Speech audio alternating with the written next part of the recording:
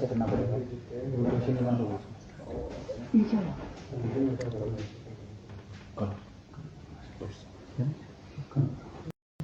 4 सरकार में चल रहा है और आगे आने वाली क्या ज़्यादा समय ना लेता हुआ जो है आप ले गए हैं केंद्रीय हाटी की समिति की तरफ से आपका बहुत बहुत धन्यवाद है। इसके साथ में जो सोलन यूनिट है हमारा, इन्होंने बहुत बेहतरीन प्रोग्राम ये आयोजित किया है। ये निश्चित नहीं हो रहा है इसकी 2 चीज़ तो ये भारत सरकार को गया और केंद्रीय चाहेंगे कि 4 तारीख को हम जनजाति बन गए हैं और लगभग इस पे त्वरित कार्रवाई की जाए और हमें मुख्यमंत्री पे विश्वास है कि इस पे। और उससे पहले हमारे सामने हमारी एक ऑनलाइन मीटिंग हुई केंद्रीय समिति की, जिसके सामने हमारे किसको कहते हैं जनजाति। कॉन्स्टिट्यूशन के अंदर सबसे पहला प्रोविजन ये है कि अगर आपको जनजाति बनाना है, किसी को जनजाति बनना है, तो सबसे पहला सरकार आपका जो केस है वो national commission of schedule caste schedule tribe को भेजेगा। जो हिमाचल और हमारा केस जो है सबसे पहले माननीय शांता कुमार जो मुख्यमंत्री थे, उन्होंने ये हमारा केस जो है जब और पहली बार हिंदुस्तान के अंदर national commission of schedule caste schedule tribe बना और हिमाचल से पहला केस जो है नेशनल कमीशन को भेजा गया और नेशनल कमीशन की रिकमेंडेशन आई है।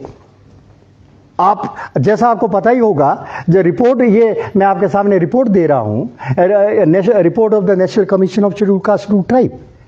और नेशनल कमीशन ऑफ शेड्यूल का जो कास्ट है, it is a constitutional body and the recommendation of constitutional body is something which is binding on the central government.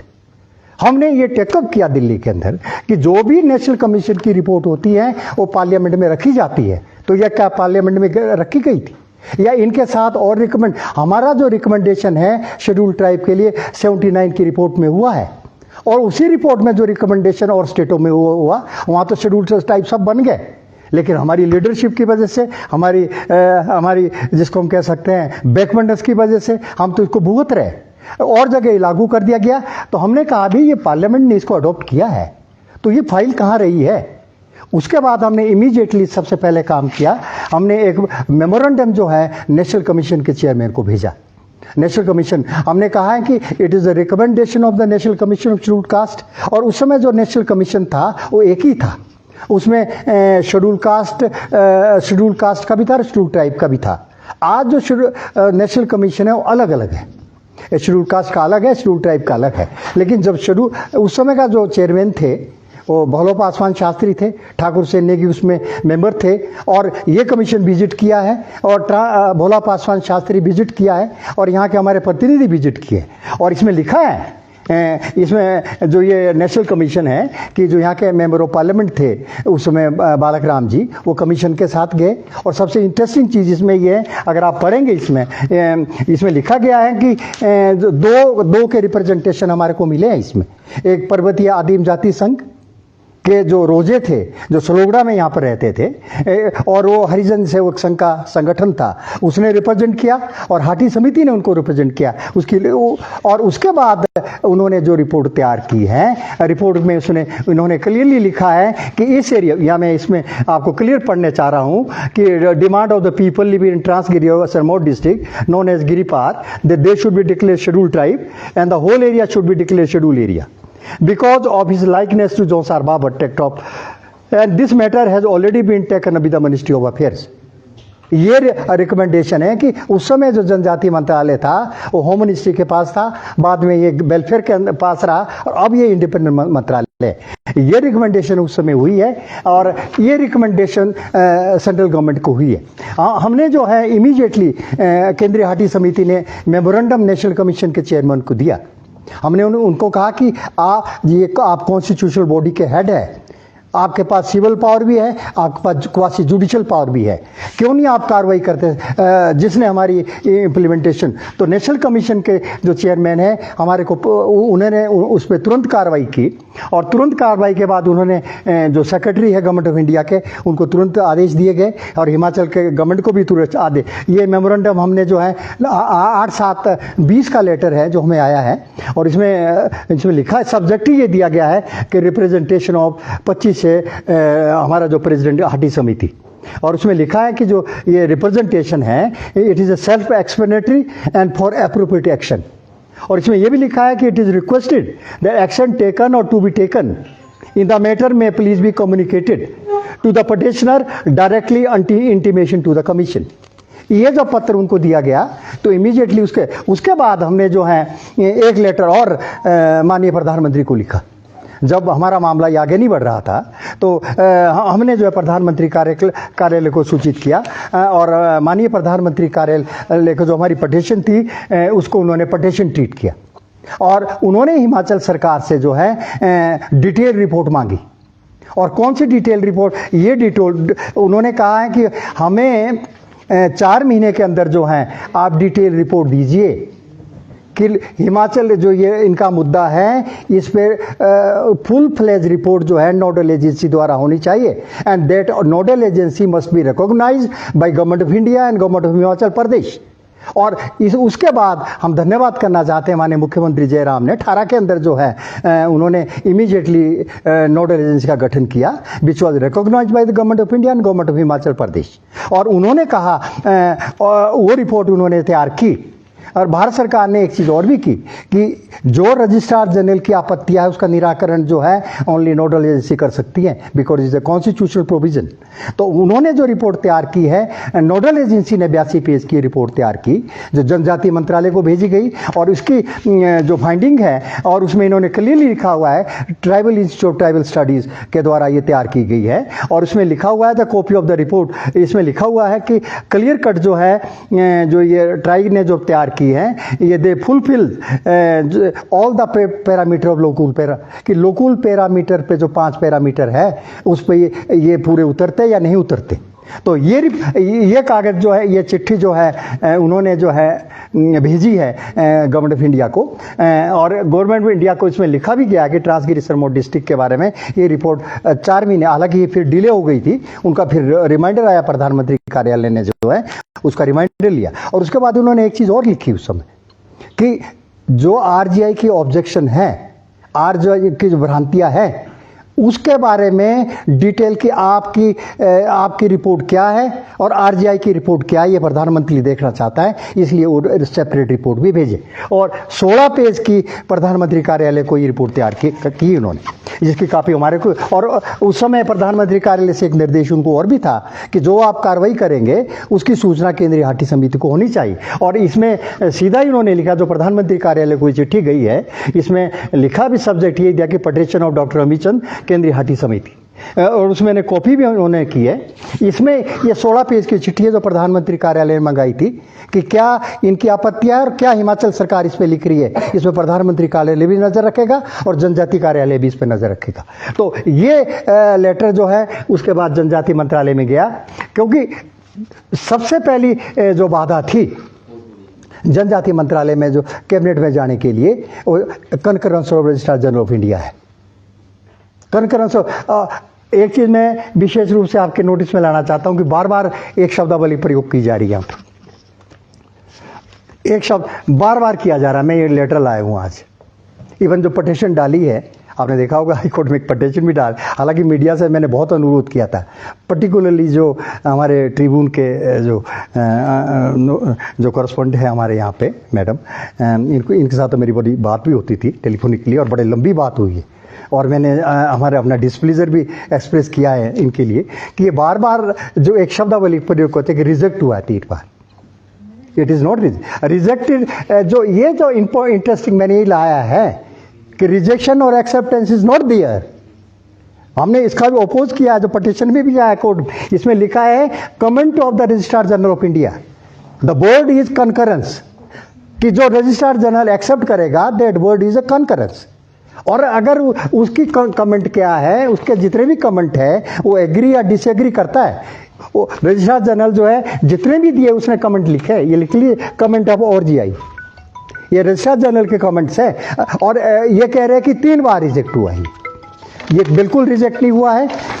और ये जो मामला है ये जो है उसकी आपत्तियां थी, रजिस्ट्रार जनरल की जो आपत्तियां थी हमने जब जनजाति मंत्री गवर्नमेंट ऑफ इंडिया के अंदर माननीय सांसद वीरेंद्र कश्यप की अध्यक्षता में जब हमारी मीटिंग हुई दिल्ली में, तो जनजाति विभाग के जो सेक्रेटरी थे, मंत्री के निर्देश थे कि कैबिनेट नोट तैयार किया जाए।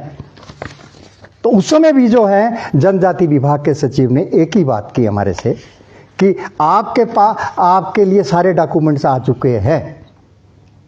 हिमाचल गवर्नमेंट की भी रिकमेंडेशन है, हिमाचल विधानसभा की भी रिकमेंडेशन है, और हिमाचल विधानसभा के अंदर एक कमेटी बनी थी जिसको हम कन्हैया लाल कमेटी कहते थे, उसने भ्रमण भी किया है सिरमौर के अंदर, उसकी रिकमेंडेशन भी है, हिमाचल कैबिनेट की भी है और गवर्नर की भी है।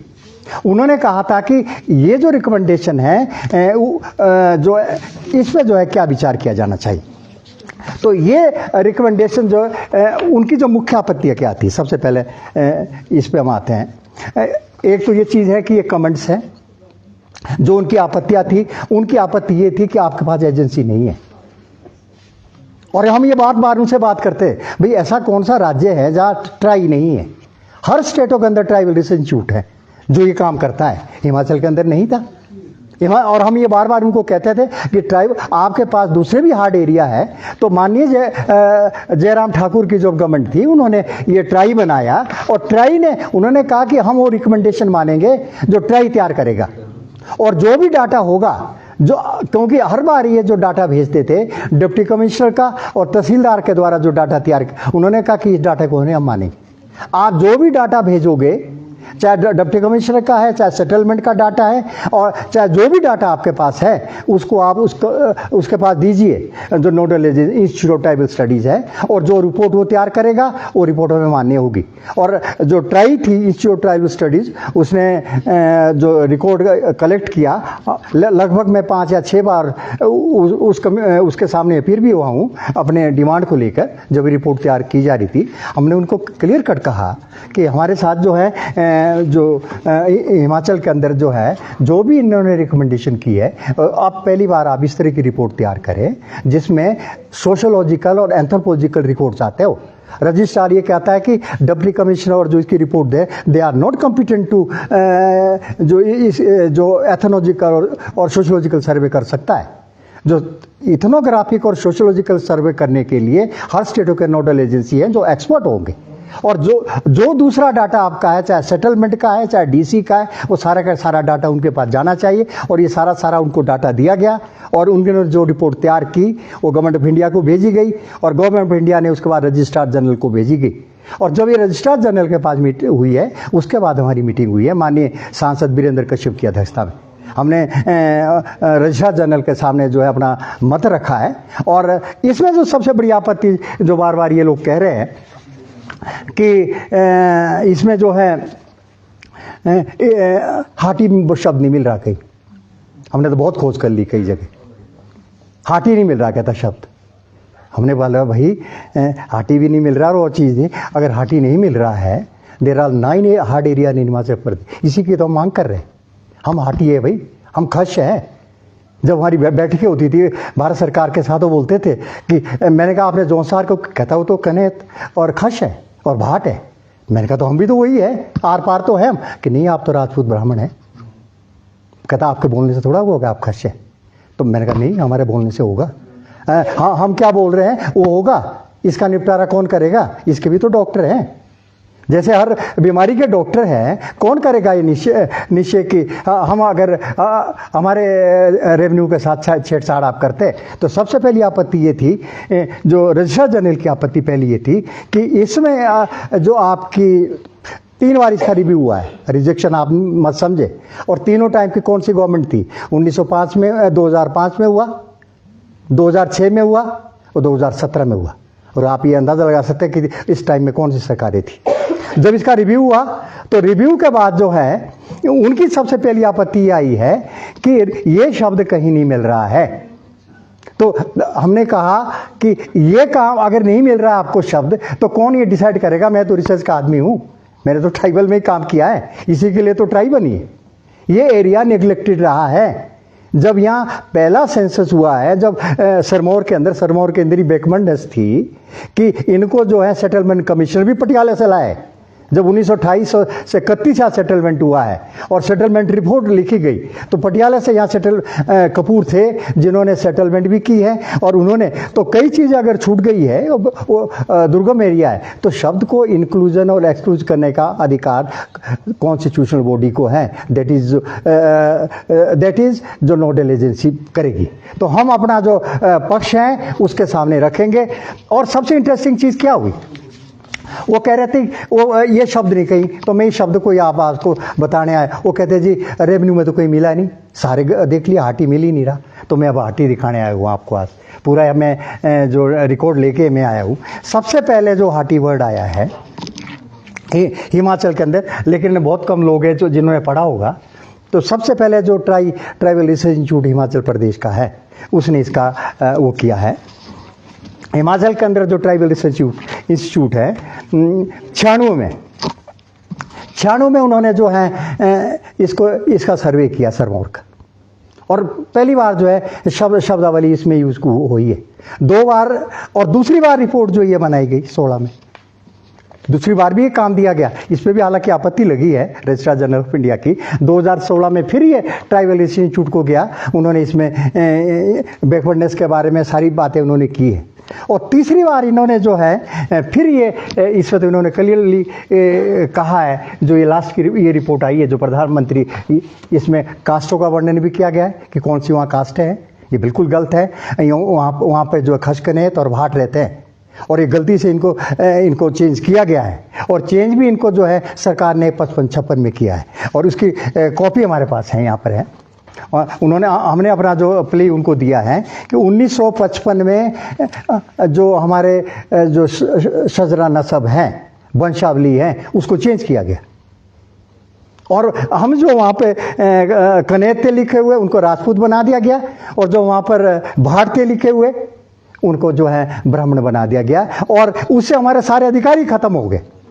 और ये तो एक अलग बात है कि जो भाट थे they went to the high court, उन्होंने पटिशन फाइल की, और उन्होंने हाई कोर्ट में पटिशन फाइल की तब, और उन्होंने इसमें लिखा है ये जो हाई कोर्ट की पटिशन भी लाई हमने, उनको भी हाई कोर्ट का डिसीजन है। अरे भाई ये भाट है, ब्राह्मण जो गजेटियर है वो डिस्टिंक्शन भी बता रहा है, what is the difference between Bhat and Brahmin, what is the distinction between Kanet and Rajput, वो भी उन्होंने डिस्टिंग। तो इन्होंने क्लियर कट कहा है, इसकी कॉपी भी यहाँ पर है। ये जो हाई कोर्ट में जो ऑर्डर था, द हाई कोर्ट ऑर्डर भाट ब्राह्मण कल्याण समिति हिमाचल गवर्नमेंट नंबर 905/2000 है, उसने इसको जो है प्रदर्शित किया है कि भाई भाट है यहाँ के, और यहाँ खश है। और रेवेन्यू रिकॉर्ड किसने, ये आप खुद पता कर सकते 55 में किसकी सरकार थी। 1955 में जो है ये भी आप खुद पता कर सकते हैं कि इसकी जो, उसके अलावा 2 डॉक्यूमेंट मैं आपको और देना चाहता हूँ कि किसने, ये आपका थीसिस है, पंजाब यूनिवर्सिटी का थीसिस है। ये पंजाब यूनिवर्सिटी का जो थीसिस है ये पीएचडी एंथ्रोपोलॉजी डिपार्टमेंट से हुई है, और उसका जो टॉपिक है ethnographic study of Hati community. तो हाटी बर्ड कहाँ से लिया उन्होंने, और ये एथनोग्राफी का मतलब होता है study of caste. Anthropology department इस स्टडी करता है, और ये स्टडी 18 में हुआ, 19 को उसको डॉक्टरेट डिग्री मिली है। इन्होंने क्लियर कट कहा है कि वहाँ पर कनेत और भाट है। इन्होंने 19 में पंजाब सेंट्रल यूनिवर्सिटी का है। और जब भी कोई टॉपिक अप्रूव होता है स्टैंडिंग कमेटी अप्रूव करती है, इतनी आसान नहीं है रजिस्ट्रेशन करानी पीएचडी के लिए, उसमें एक्सपर्ट बाहर का भी होता है अंदर। तो ये यहाँ भी आप देख सकते हैं। उसके बाद इन्होंने जो है हिमाचल प्रदेश विश्वविद्यालय में पीएचडी के लिए रजिस्ट्रेशन हुई है 2009 में, इंटीग्रेशन ऑफ हाटीज। ये जो लड़का है पॉलिटिकल साइंस डिपार्टमेंट में रमेश कुमार है, जीतू, आप इसके चाहते हैं तो पेपर भी ले सकते हैं। इसकी भी रजिस्ट्रेशन हाटी के नाम से हुई है, इसको देख सकते हैं। तो जितने टॉप के इंस्टीट्यूट है, यूनिवर्सिटी है, वो सारा हाटी बर्ड जो है। और जब इसकी डिपार्टमेंट काउंसिल की बैठक होती है तो डिपार्टमेंट काउंसिल में हेड भी बैठता है, प्रोफेसर भी बैठता है, और बाहर का एक्सपर्ट भी बैठता है, और उससे सिनॉप्सिस भी मांगे जाते हैं कि आप हाटी पे क्या सिनॉप्सिस दे रहे, कहाँ से आपने ये शब्द लिया। तो ये दूसरी में आप, और तीसरी एक चीज़ और है, तीसरी में हाटी की पहचान और कराना चाह रहा हूँ आपको। एक सेंटर है institute of integrated Himalayan studies research training and division, ये यूजीसी सेंटर ऑफ एक्सीलेंस है। ये यहाँ पर यूजीसी ने एक प्रोजेक्ट दिया है बहुत बड़ा प्रोजेक्ट है जिसके project director doctor Ratan Singh है और ये इसको जो है स्टडी करने को दिया गया। इसका नाम भी ये लिखा हुआ है Hatti in Himachal Pradesh study of historic and social cultural development. तो ये शब्द उन्होंने कहा, तो ये शब्द हमने इसलिए बताना चाह रहे हैं आपके पास कि हाटी जो शब्द है लगभग ये सारे डॉक्यूमेंट में आ चुका है। तीनों जो ट्राइबल रिसर्च इंस्टीट्यूट है और इंस्टीट्यूट ऑफ ट्राइबल स्टडीज़ है उसमें ये आ चुका है। दूसरी जो बात मैं इसमें करना चाह रहा था आपसे, हाँ नहीं, और दूसरी जो इसमें मैं आपसे बात करना चाहता कि रिजर्वेशन के बारे में मैंने बहुत क्लियर कर दिया आपके सामने, और बैकवर्डनेस के बारे में बोला गया हमारे कि बैकवर्ड है जी, बैकवर्डनेस के कि बहुत अमीर है, अमीर लोगों को दिया गया। बहुत हमारे भाई है कि वहाँ तो बहुत समृद्धि है। मैं एक बात मैं उनको धन्यवाद देना चाहता हूँ कि कम से कम हमारे को समृद्ध बोला गया। हाँ, हम समृद्ध है, culturally we are very rich, culturally भी हमारे, और इसी आधार पे जो है लोकुल पैरा जो सेकंड पैरामीटर है डिस्ट्रिक्ट कल्चर का, वो एक पैरामीटर है लोकुल का कि कल्चरली हम बहुत रिच हैं। और हमारा जो रिच कल्चर है इसका जो एग्जांपल उसमें भी दिया गया है कि ट्रांसगिरी एक ऐसा रीजन है जहाँ दिवाली भी होती है,